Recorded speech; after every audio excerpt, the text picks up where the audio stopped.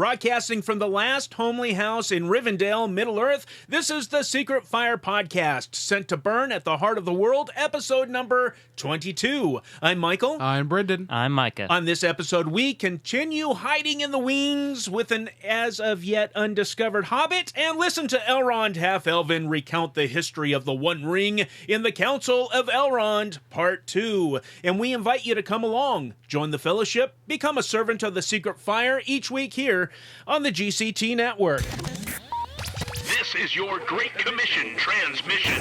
On this rainy October 25th, Third Age 3018, it is still Micah's birthday in Middle-earth. It's a long birthday. Even though it's been 2 weeks since we've been in the studio. What in the world? Unplanned. Hey, unplanned stuff. You gotta make room. We for were it. waylaid by life. Yeah. Is what's going on, and so and it's a shame. I loathe missing out on the show each week. But man, things just happened. It was just a succession of dominoes of life. Of happening. I've had car problems after car problems and needing to try and figure out how to get those vehicles back on the road. And just as that was taking place, Brenden, our refrigerator went out. Oh, dang. Yeah, so that was fun. So I had to figure out what was going on with the refrigerator. And thankfully, I was able to diagnose that problem with my handy-dandy little voltage meter that my dad got me for free, and diagnosed that to a fan, a condenser fan that went out. But nobody had the condenser fan for that in stock here anywhere local, so I had to order that and wait for a couple of days. So we were living out of an ice chest for a couple of days, trying to feed 6 people. Out of an ice chest. That was no good. And finally got one of the cars back on the road, and then lo and behold, another problem occurred yesterday, and I had to take care of that. You've had car problems. Yeah. So, for some reason, the alignment on the new car that I got was a little wonky. And in fact, it was so wonky that it balded both of the front tires. And there was metal coming out, and I didn't even notice it until I started hearing this scratching sound on the way to school. Whatever morning that was, I text you. Yes. And I get out of the car and I look, and I can see the wire poking out of the tires. I rub my hand on the tires, and it feels very smooth and creamy. Not buttery smooth. Yeah, buttery smooth. The way a tire should never feel. And I was like, okay, I gotta go get this fixed. And luckily, it was just the alignment. You know, it wasn't anything. But you had to replace a couple of tires, didn't you? Yeah, still had to replace the tires. Yeah. So yeah. Yes. There's one thing after another. Oh, and then so last week or the week before, I believe it was, I knew we weren't doing a show, and since I don't like that time lapse, I don't like 2 weeks in between a show to go by. I mean, that's technically 3 weeks since our last episode, right? Yeah. And so I figured, hey, we have a Twitch channel. We're streaming live on it right now at twitch.tv/Secret Fire Podcast. How about if I hop on Lotro, Lord of the Rings Online, and stream some me going through the events, the quests at the Farmers Festival, which I love the Farmers Festival. Micah, do you share my love with that as you're lifting your microphone up a little bit? Yes, I do. It's probably my third favorite. So your third favorite out of all the festivals. What do you like about the Farmers Festival? Well, first of all, it's leading into fall, which I'm a big fan of. And yes. I don't know. It's just, you wouldn't understand if you don't play Lord of the Rings Online, but they all have a certain feel, and I just like the feeling. I do too. Yeah. You know what it does to me, though? It makes me very hungry. Yeah, same. That festival, because a lot of it, Brenden, one of the quests is you go to a grocer and you have to help all these people with their shopping lists and stuff, and these people eat good. Okay. There you go. Yes, and they're wanting to make mushroom stews, and I was about to ask, with plenty of mushrooms. Oh goodness, plenty of mushrooms. And the bread. It's actually got me to where I started Googling how can I learn to make homemade bread? Okay. And the cheeses. Yeah, and, the cheeses get me every time. Yes, and the onions. It's like a plain white one, or a nice red onion, or a purple onion, whatever it is, and all these things. It's just, go over to the meat stall, and there's some pork and bacon and beef and all these things. Is just fun. That is what I like to do. Well, I hopped on to do that, and as I'm streaming and talking and explaining everything and how I actually perform the quest, and I look on OBS over here, and lo and behold, my streaming quality is just down in the tank. I can see it was in the red, whereas right now it's nice and green and everything's hunky-dory. I just had to stop. I had to stop the stream because I knew that it was not coming across well, and it was stuttering and getting hung up. Well, our wonderful internet company that loves to have problems but never acknowledges that there's a problem. Yeah, I get on Twitter and I'll do a search and people all over the place are complaining, and then here's their help Twitter just saying, "Oh, well, why don't you send in a support ticket?" It's like, no, there's a problem, that, and so anyway, that was just one more thing in the in the list of things that have happened in the last couple of weeks. I want to take this opportunity to let everybody know that if you'd like to help us out, here at the GCT network, and especially here for Secret Fire podcast, we do have a new Patreon page up at patreon.com/GCTN. You go over there, it's PATREON. .com/GCTN. You can read a little bit about what we do over here and how you can help. And if you can spare a cup of water for us here in the studio each month in order to wet our whistles and keep the mouth noises down, that's the place to do it. And a big, huge shout out to our new patron saint, Douglas Underhill, who took advantage of that, and so we love his feedback and his input, and he likes to put us in our place and to correct us on things whenever possible, and we appreciate that. And he's a smart cookie and has some great insights, and now he's wanting to make sure that we are able to keep things going here at the network. And to be honest with you, it'll go a long way to fixing refrigerators and aligning front ends and all of those types of things. So again, patreon.com/GCTN. All we're asking from you is a cup of water. If you can do more than that, there are other options there. So please help us out and keep the fellowship going. Where did we leave off? Well, as I turn to my now manual. Oh, so now two people are using paper, dead trees. Get with it. It's you took my book. Get with the medium, man. No, I think it's going to work out better. That is much thinner than the book that Micah is holding. Well, that's only the first, right? Yeah, this is only the first. Yes. This was actually in. Okay, so we all remember the wonderful bookstore that closed down, Hastings. Yes. And how much that a was shot a to the dark heart that day. was. Man, so when they were clearing their shelves, they had the quadrilogy, all three books plus The Hobbit, for sale in a collection for like $30. I went ahead and nabbed it up, and Good. it was already on like a 50% discount, and because of their closing prices, like, well, I gotta get this before someone else gets it. Yeah. So yes, good move. Hey, there you go.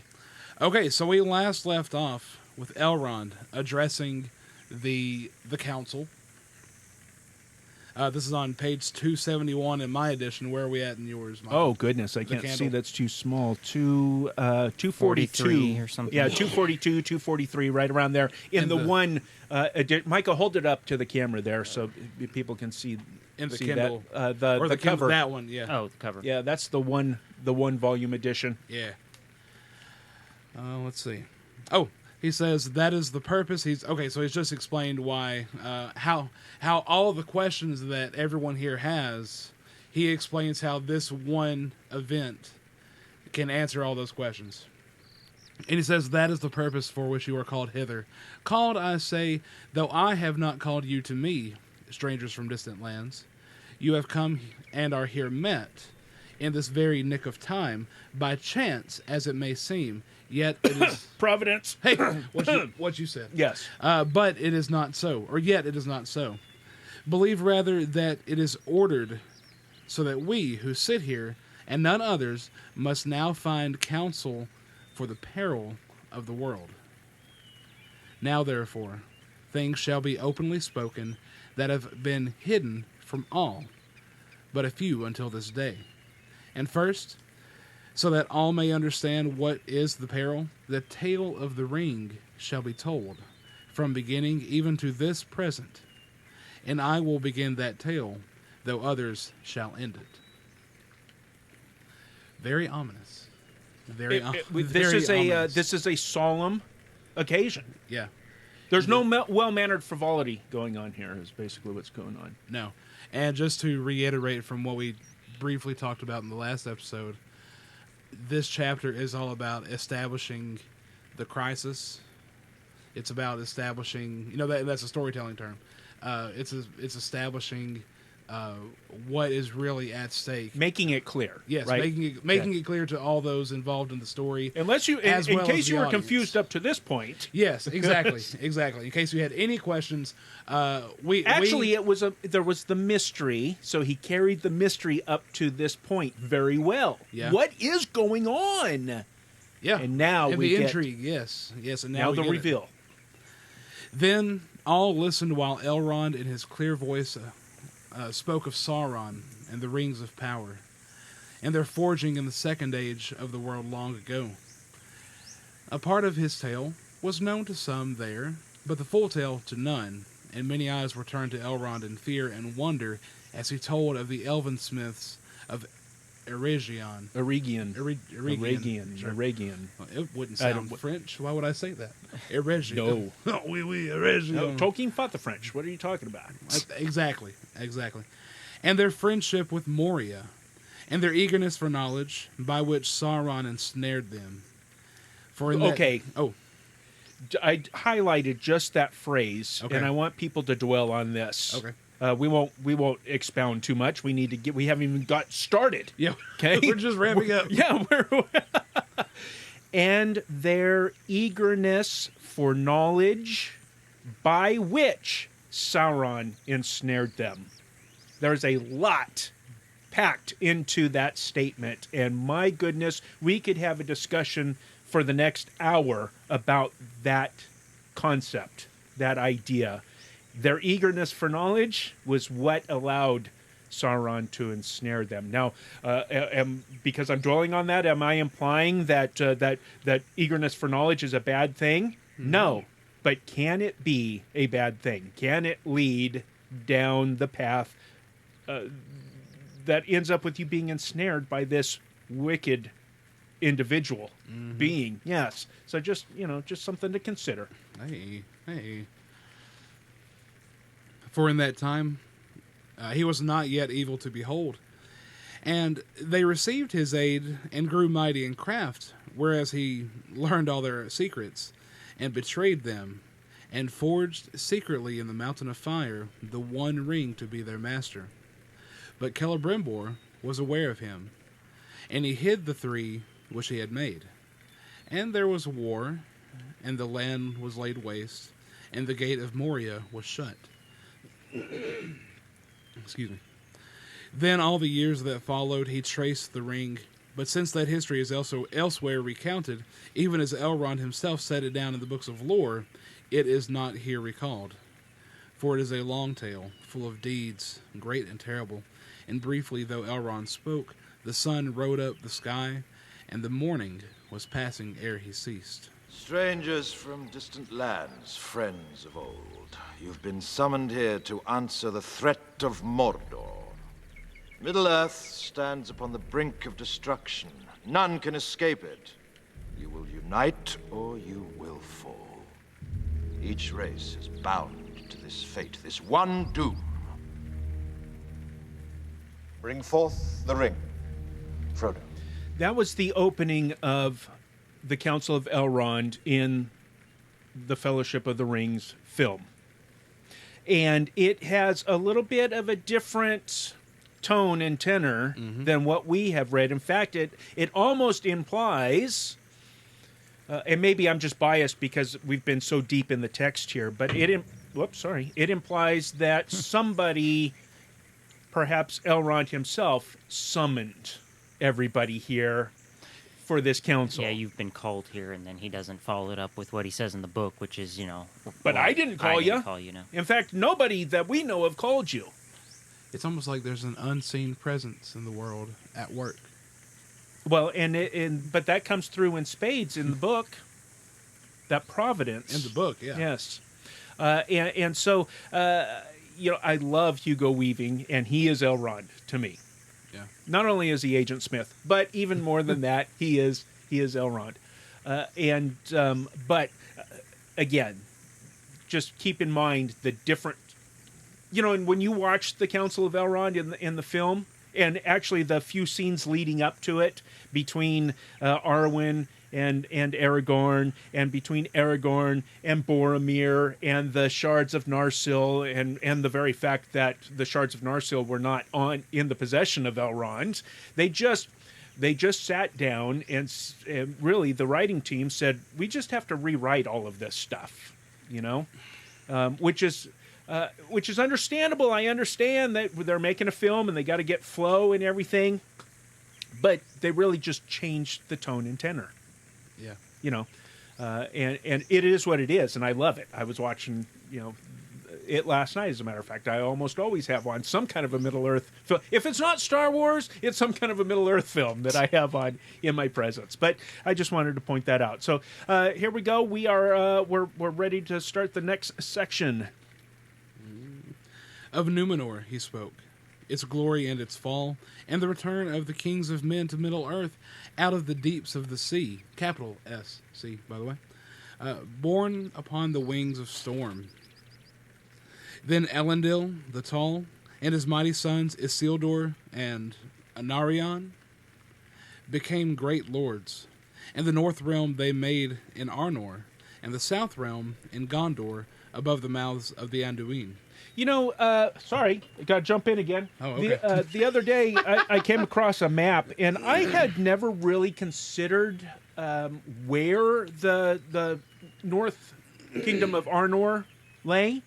I had a picture in my mind, but it actually turns out that it was completely different because, Micah, correct me if I'm wrong, the Shire, where it is, was almost right in the heart of Arnor. That was, it was it was like between Cardalon, which is like the Barrow Downs, and what's the? I can't remember the northern one. What is the northern one called? Oh. There's 3 different sections. I can't remember the northern one. Oh goodness! Now you just up there, like where Lake Evendim is, and whatnot. Actually, I'm looking on. You can't see here on the camera in the studio, but I have a big map of Middle Earth hanging on my wall. Yeah, it's just above my head, right up here. And I can't talk into the microphone as I'm looking back, but I do notice where it says Arnor, but I just had never appreciated how large that area was. Took up the whole all the way to like the Blue Mountains and the Grey Havens. All of what is the Ruin? Not Ruin, that's over there, but whatever. Eriador. Yeah, Eriador. All of Eriador was controlled by the Númenóreans. And so, even though that's the kingdom of the north and Gondor in the south, it was really actually kind of like northwest and southeast, or north by northwest and south by southeast. They're just kind of a little bit obviously because it slants, right? Like that. But anyway, so you folks have to remember that, keep that in mind when we get to the end of the book and talking about the kingdom and when the king returns and what his kingdom actually is. Mm-hmm. So or the end of this book or the end of the trilogy book? The end of the trilogy. Yes. Okay. At the end of Return of the King. Yes. Okay. Yes. Sorry. Okay. You know me, I like to interject. But Sauron of Mordor assailed them, and they made the last alliance of elves and men, and that's all capitalized, by the way. The last alliance of elves and men, the Laim. Is that acronym? No? Okay. No, that is not an acronym. and the host of Gil-galad, Gil-galad, excuse me. Oh, Gil-galad, Stop. sweet Gil. Oh, No. There is a balm in Gil-galad. And Elendil were mustered in Arnor. Thereupon Elrond paused a while and sighed. I remember the splendor of their banners, he said. It recalled to me the glory of the elder days and the hosts of Beleriand. Thank you. So many great princes and captains were assembled, and yet not so many nor so fair as when Thangorodrim was broken, and the elves deemed that evil was ended forever, and it was not so. You remember, said Frodo, speaking this thought aloud in his astonishment. But I thought, he stammered as Elrond turned towards him, I thought the fall of Gil-galad was a long age ago. So it was indeed, answered Elrond gravely. But my memory reaches back even to the elder days. Erendil was my sire, who was born in Gondolin before its fall. I can't wait till we learn about Gondolin. And my mother... That's years down the road, though. And my mother was Elwing, daughter of Dior, son of Luthien of Doriath. I have seen 3 ages in the west of the world, and many defeats, and many fruitless victories. I was the herald of Gil-galad, and marched with his host. I was at the battle of Dagorlad, before the Black Gate of Mordor, where we had the mastery. For the spear of Gil-galad and the sword of Elendil, Aeglos and Narsil, none could withstand. I beheld the last combat on the slopes of Oroduin, where Gil-galad died and Elendil fell, and Narsil broke beneath him, but Sauron himself was overthrown, and Isildur cut the ring from his hand with a hilt shard of his father's sword, and took it for his own.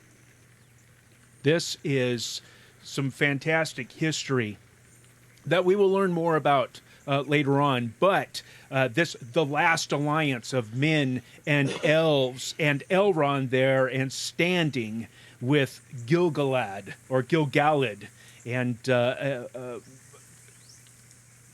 with his spear Aeglos, and there was Narsil there, of course, because Elendil had that, and this battle, this epic battle, and I don't know, Micah, we're going to get into that into Dagorlad later on, probably years from now at the pace that we're going. But I have been waiting for so long in order to be able to play this particular song by one of my very favorite groups.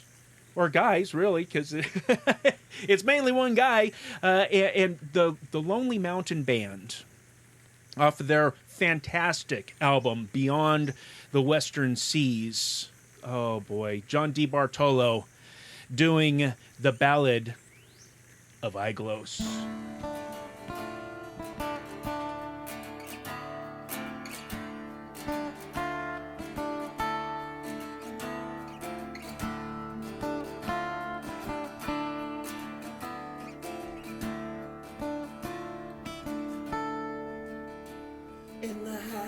Of the last High King among the exiles of Middle-earth,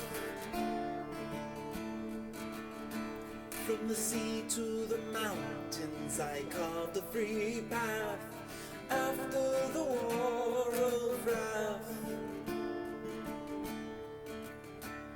The first to distrust the deceiver of man, wise master of radiant star, alone of the Eldar, forbid and Atar, wise king, lose not thy grip on me, for my blade is purer than snowfall, my sling is keener than ice, hold me fast among thine enemies, for I am the spear, yes Yes, I am the spear. Cold eye glows.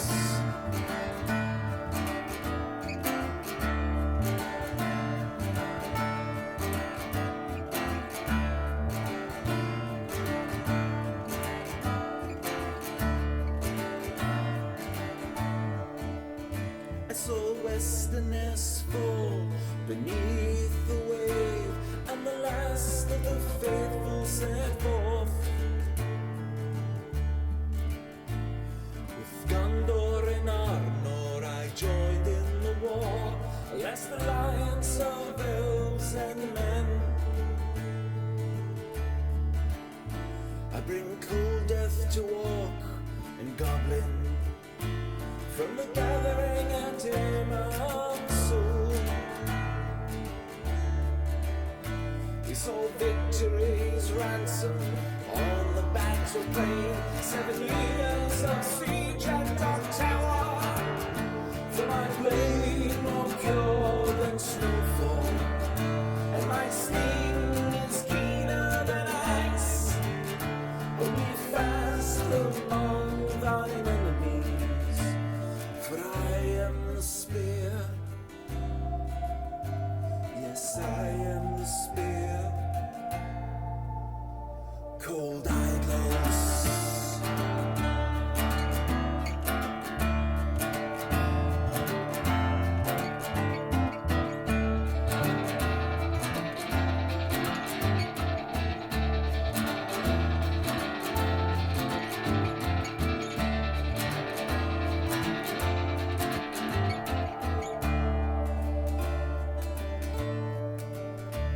In the hands of the last High King, among brave dwarves, elves, and men. Though against me none could withstand, I fell from Gilgalad's hand. My blade was brighter than snowfall, and my sting was keener than ice. Hold me fast among his enemies, for I am the spear. Yes, I am the spear. Cold eye glows.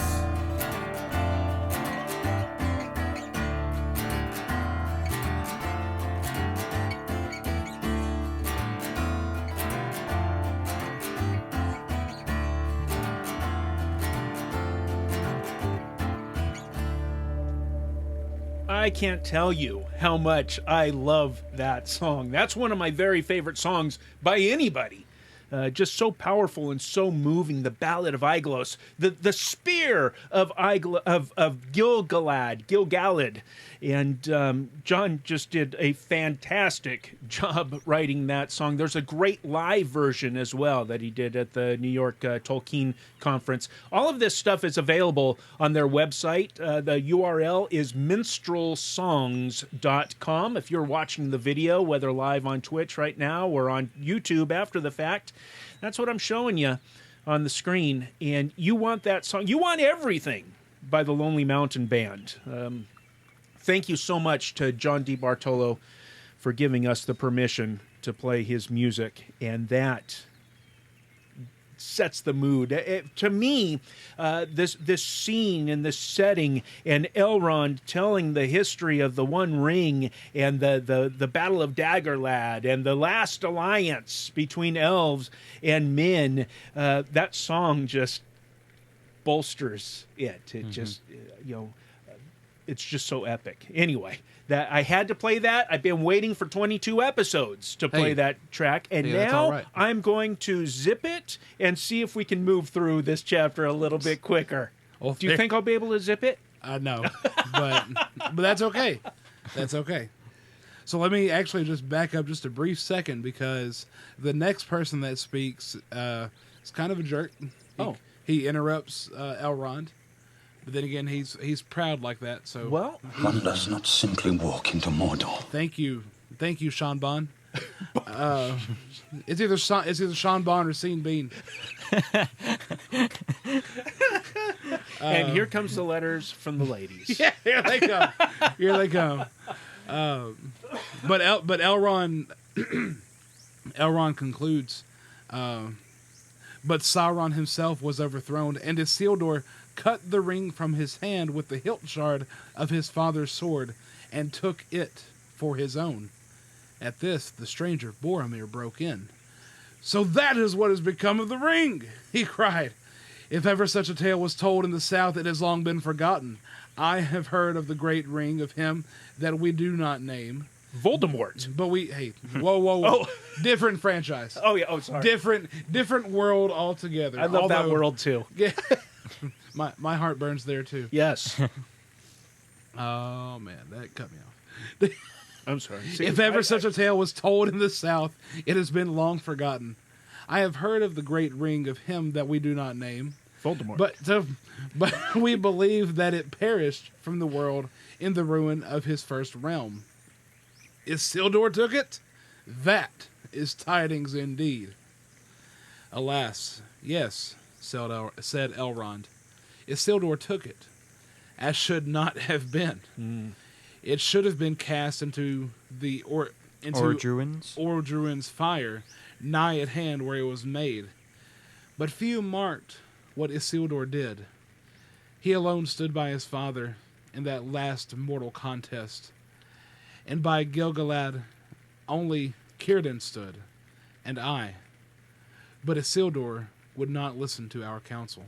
So is he saying that he even, like at that moment, he even tried to convince Isildur to throw it in the fire? Peter Jackson did get that part right. Mm-hmm. Okay. Very well. Okay. I haven't watched the movie in a while. So in fact, listeners, go and watch. I know you're going to watch it this weekend anyway, because we all are. But what? You just, focus on that scene. It's great. That actor did a fantastic job. The gleam in his eye. Yeah, but only problem was Círdan wasn't there. Well, yeah. And I love how people say, hey, you know what? Gil-galad was in the film. He was the one guy that in that one frame. Him. Yeah. I know him. That one that frame? wasn't holding a spear. Anyway. So, yes, that's exactly what happened. Okay. But Isildur would not listen to our counsel. Yeah. This I will have as weregild for my father and my brother, he said. And therefore, whether we would or no, he took it to treasure it. But soon he was betrayed by it to his death. And so it is named in the north Isildur's bane. Yet death maybe was better than what else might have befallen him. Only to the north did these tidings come, and only to a few. Small wonder it is that you have not heard of them, Boromir. I feel like that's a personal jab, but that's just me. From the ruin of the Gladden Fields, where Isildur perished, 3 men only came ever back over the mountains after long wandering. One of these was Otar, the esquire of Isildur, who bore the shards of the sword of Elendil. And he brought them to Valandil, the heir of Isildur, who, being but a child, had remained there in Rivendell. But Narsil was broken up, and its light extinguished, and it has not yet been forged again. Its light was extinguished. Yeah. Doggone it. Fruitless did I call the victory of the last alliance? Not wholly so, yet it did not achieve its end. Sauron was diminished, but not destroyed. His ring was lost, but not unmade. The Dark Tower was broken, but its foundations were not removed. For they were made with the power of the ring, and while it remains, they will endure. Many elves and many mighty men, and many of their friends, had perished in the war. And Arion was slain, and Isildur was slain, and Gil-galad and Elendil were no more. Never again shall there be any such league of elves and men. For men multiply, and the firstborn decrease. men, capital men, multiply, and the firstborn, capitalized, decrease. The firstborn The elves. being The Eldar. Okay, the elves, okay. And the two kindreds were estranged. And ever since that day the race of Numenor has decayed, and the span of their years has lessened. In the north, after the war and the slaughter of the Gladdenfields, and the men of Westerness were diminished, and their city of Anuminous. thank you, beside Lake Evendim, fell into ruin. Micah, is that that town up there in Evendim? Do what? In Lotro? Anuminous? Yeah. Town? Or Kingdom, more like I'm it. sorry. Yes. Well, it is in ruins. That's the one where the Set. one quest has where you can climb up the rope. Well, that's the King's Crossing or whatever. Okay. Bit ways away, but it's the massive city. Yeah, that huge Yeah. statue and everything. They did a great job. And actually, I like that. Angmar currently, I think, is in control of that place as Oh, at okay. the time of the Council of Elrond. Oh, the men of Angmar. Look out. Okay. Look out. Now, really quick, I know, and we'll continue reading, but what I'm liking what Tolkien does here, literally, Yes. by writing, yeah. By way of writing? Yes, exactly. He's showing the aftermath of what happens in the north. Literally? Maybe. Okay. Maybe. But what happens in the north is just like a paragraph. But then what happens in the south, and we're about to get to it, is three more giantificus paragraphs. So a lot of detail, and it just so happens that Boromir is from the south. That's King so. Louis. That is. Yes. Okay. Yes, it Giant was. pizza. Yes. Okay. Thank you. Let's see. And the heirs of Valinor removed and dwelt at Fornost, on the high north downs. And that now is too desolate. Men call it Dead Man's Dyke, and they feared to tread there. For the folk of Arnor dwindled, and their foes devoured them. Their lordship passed, leaving only green mounds in the grassy hills. In the south... Wait a minute. Hold on. Pause. Okay. They got to Rivendell from the north, right? Who did? The company. Not the company. Okay. The Hobbits and Strider. From the west. Aragorn. Well, from the west. From the west, but they went north and then came down, right? Is that? Oh no, that's when they were getting to Weathertop. No, they took the East Road, and when they got to Weathertop, they just kind of veered a little bit north. So is that when they went to the Barrow Downs? The Barrow Downs were right after Bamfurlong, after Farmer Maggot's visit. When they visited with him, and then they crossed the Brandywine into Old Forest. Well, yeah, that's where they entered the Old Forest, and then they're making. We're still. I mean, really, we are still in what was Arnor. Arnor being the Kingdom of the North. Of the North, yes. Yeah. But are you wondering about this? The grassy mounds. That's Fornost. In okay. The North Downs. But are you thinking? Are they barrows? Are they Barrow Downs or barrows? Or barrows? Yeah. Yeah. With whites. When it says the North Downs, it's not the North Barrow Downs. Oh, the okay. North It's just Downs the is North the Downs. location. Like a very Gotcha, Scottish okay. type of a term, right? Yeah. Highlanders. Yeah, And, yes. okay. Okay. Okay, just wanted to. Okay. In the south, the realm of Gondor long endured, and for a while its splendor grew, recalling somewhat of the might of the Numenor ere it fell. High towers that people built, and strong places, and havens of many ships, and the winged crown of the kings of men was held in awe by folk of many tongues. Their chief city was Osgiliath, citadel of the stars, through the midst of which the river flowed.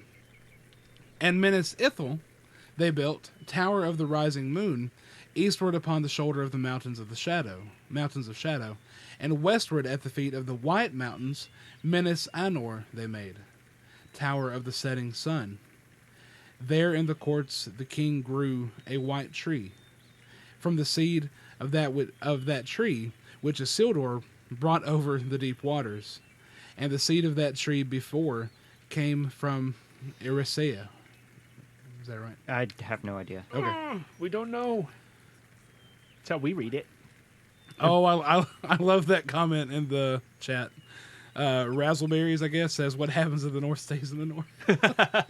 Hey, as a little aside, Yes. Aragorn is a ranger of the the north, north, yes, okay? Or yes. simply the Rangers is what they were also called. But they were the northern wandering people of Eriador, the last remnant of the Dunedain of Arnor.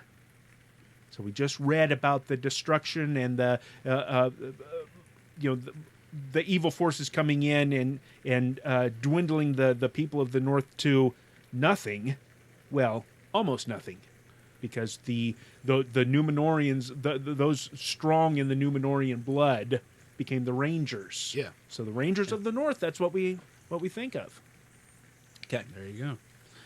But in the wearing of the swift years of Middle Earth, the line of Meneldyl, the son of Anarion, failed, and the tree withered, and the blood of the Númenóreans became mingled with that of lesser men. Then the watch upon the walls of Mordor slept, and dark things crept back to Gorgoroth. And on a time, evil things came forth, and they took Minas Ithil and abode in it, and they made it a place of dread.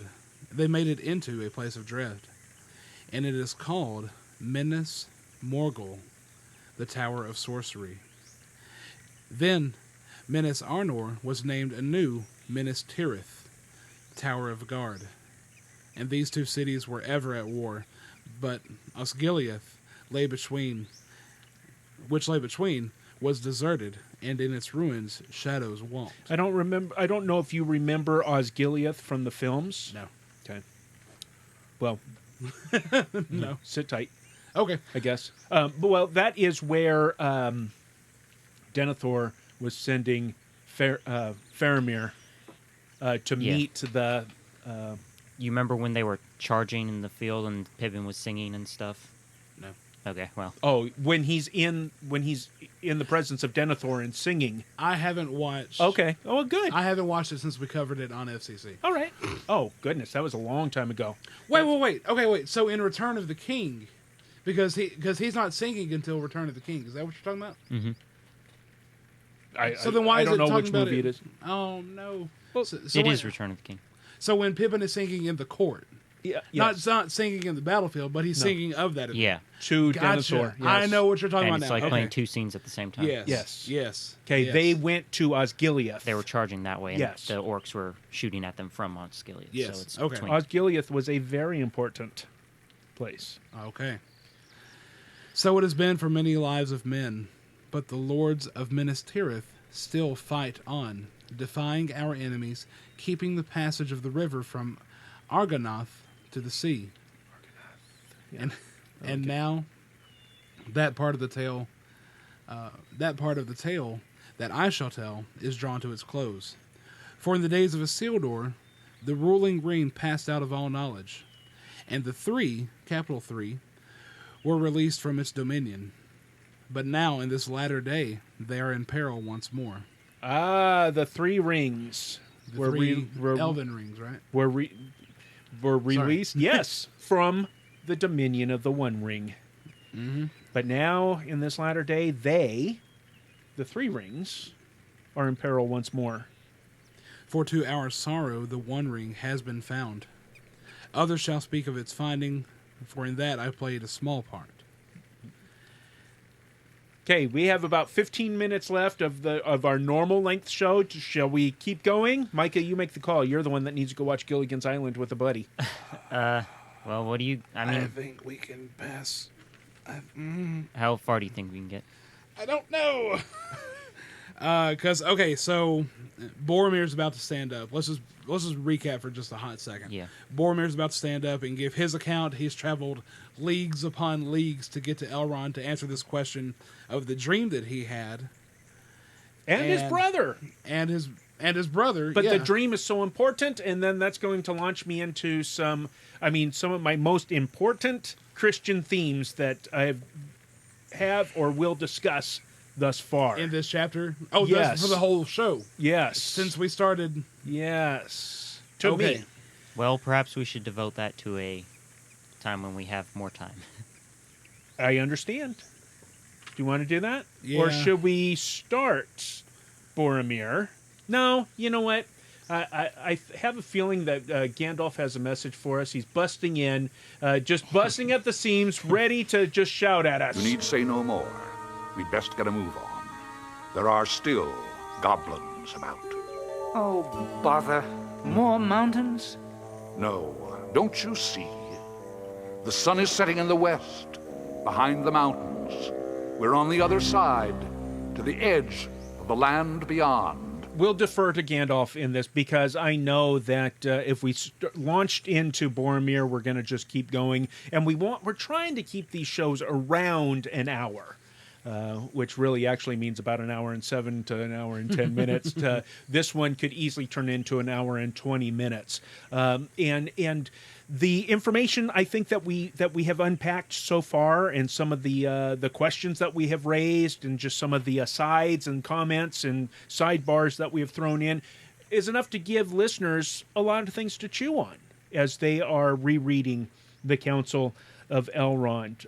It's just amazing what we have discovered and learned about the Northern Kingdom, and that in the destruction... Now, of course, Minas Tirith has stood proud and resolute to this very day, to this October 25th, 3018 of the Third Age.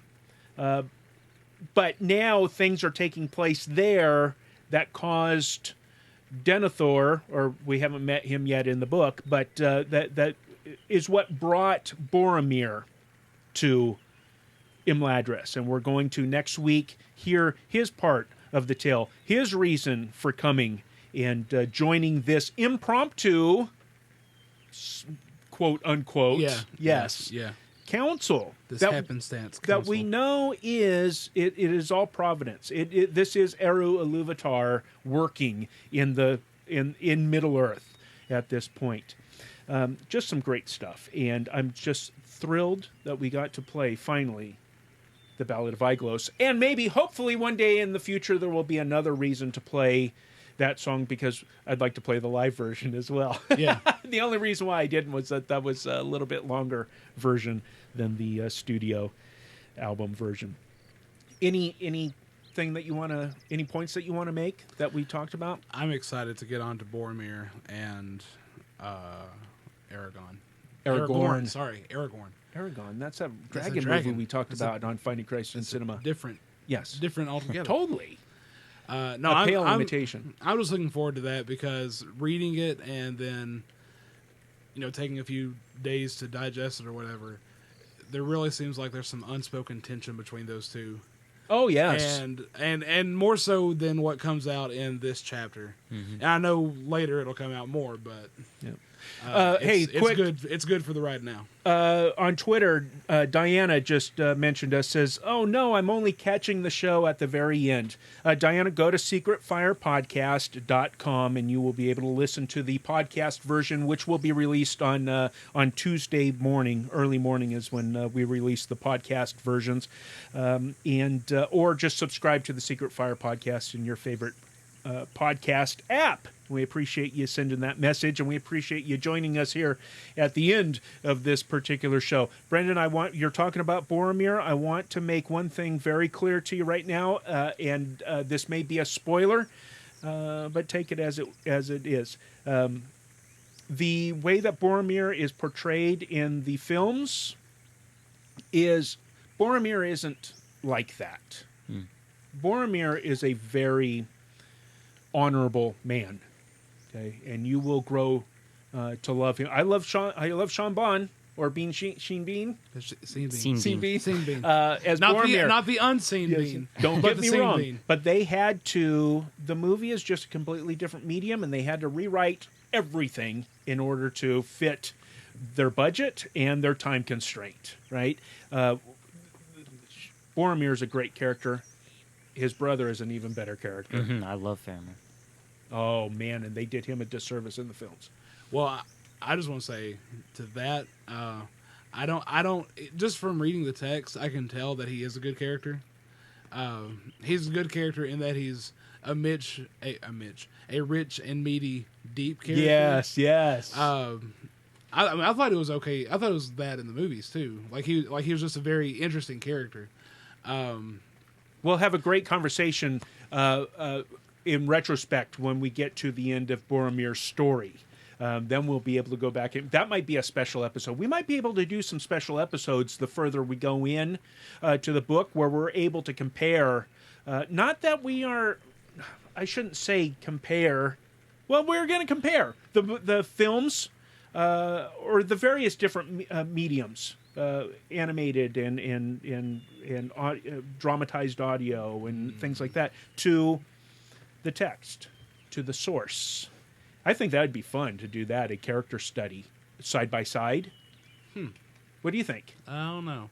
Oh, he doesn't know. Maybe. Okay, maybe I'm just talking crazy. That's just crazy talk. Micah, did you have anything that you wanted to point out before we wrap up? Not this episode. No? Did you think we did a good job? Yeah. Okay. Excellent job. Excellent. Hey, well, we didn't get any feedback from our last episode. That was 3 weeks ago. That makes me kind of sad. So the party invitations, they're just, they're laying on somebody's entryway. Wait, hold on. We got some feedback. We do? Yeah. Well, what? Hold on. It's on Twitter. Wait. Oh, right now? So we got... So these replies to the party invitations. It was on Twitter. I already mentioned that. Good gracious. Huh? Good gracious. I already mentioned that. No, we got more. Oh, okay. What is it? No, not who was it? Just Diane? Yeah. No, I'm not talking about her. Well, Diana Diana Meercast. Yeah, it was Mr. Joseph Villafane. Hey! Yeah. He said, and he said this on September 8th, so this was at the release of the last episode. Council of Elrond, Part 1. Part 1. I'm sorry. Okay, sidebar. Elrond. One of my pet peeves. Elrond. Yes? Yeah. One of my pet peeves is when people add a letter at the end of words that should not be there. For example, there's a lunch lady that I work with, and she... Dana Carey? No. And actually, her name... Oh, she's never going to listen to the show, so I can say her name. Yeah. It's Miss Diane, which is not who tweeted at us. Whenever she says the word twice, she adds a T at the end Twice? of it. She says twice. Every time, like, she's getting on the kids. What? My 5-year-old daughter does that on the word safe. She says safed. Safed? Yeah, it's not safed. There is no safed. I don't want to tell Miss Diane. There's no twice. There's once, twice, thrice. 3 times, my lady. 3 times. She just says, and it's when she's in these moments of anger is when she says it. She'll be getting onto the kids. I've already told you twice. I've told you twice. But anyway, Mr. Joseph Villafane, back to the feedback. He says, thanks for the shout out. Yes, you did pronounce my name correctly, and I can't wait for the next episode. God bless. Oh, so there you go. We are so happy to have you in the fellowship. Yeah, I love the fellowship. Listeners, what did you get out of the section of the Council of Elrond that we read today? That backstory, the last alliance of elves and men, the battle of what is it, Micah? Daggerlad.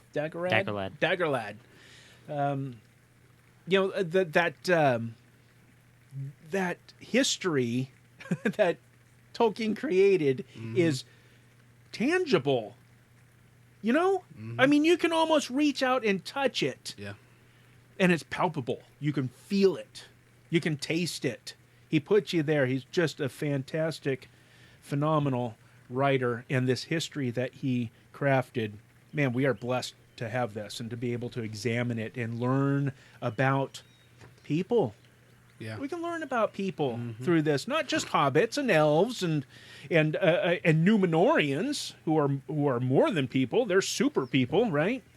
But the human condition is just on every page so far. The human condition. Yeah. So let us know. We'll give you all the ways to contact us here in just a moment. But the Secret Fire podcast is live each Saturday, Lord willing, or as I tweeted out last night, Iluvatar willing, and the Brenden don't rise. Hey, there you That's go. our saying here. Here at about 2:30 p.m. Eastern Time in the GCT Network studio. You can join us for live video on our Twitch page at twitch.tv/secretfirepodcast. And you can join us on the Arkenstone server in Lord of the Rings Online at lotro.com. To find out more about the Secret Fire podcast, as well as our other shows, including Finding Christ in Cinema and the Theonauts, visit our main website at gctnetwork.com. You can call us up on the Hobbit hotline at 507-407-GCTN, where Fatty Bulger is standing by. Yep. That's 507-407-4286. Or you can send us an email at secretfire@gctnetwork.com. But let's say you want to be like Mr. Joseph Villafane And Diana. And tweet at us at the Twitters. Yes. You can tweet to us at twitter.com/secretfirecast. But let's just say you want to listen to the good old podcast. Diana does. You can go to iTunes. You can go to Google Play Music, Stitcher Radio, TuneIn Radio, or your favorite podcatcher, and search them all for the Secret Fire podcast. And one more time, let me mention our new Patreon page. And so if you go to gctnetwork.com/donate or gctnetwork.com/support, that will take you to patreon.com/GCTN. Just asking for a cup of water from any of you folks that have one laying around. Wet our whistle. Keep these mouth noises down. Our theme song, Hobbit's Dance, is from the album Memories of Middle-earth by Brobdingnagian Bards. Find out more about them. And to buy CDs and all kinds of goodies, get over to their website at thebards.net. And until next time, we regret to tell you that... I regret to announce this is the end. I'm going now. I bid you all a very fond farewell. Goodbye! Bye! It was tied to a Numenorian.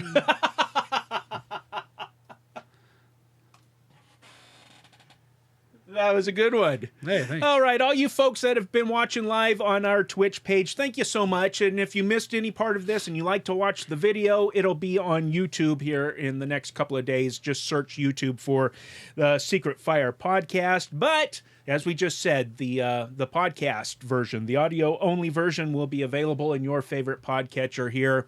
Iluvatar willing, and the Brenden don't rise. Tuesday, early a.m. American Standard Time, English Standard Time. No, Central. Yeah. The Central Standard. Yeah. It'll be early in the morning if you're in America. All right. Yeah. And we will hopefully be here next week and talk to you then. Thank you very much.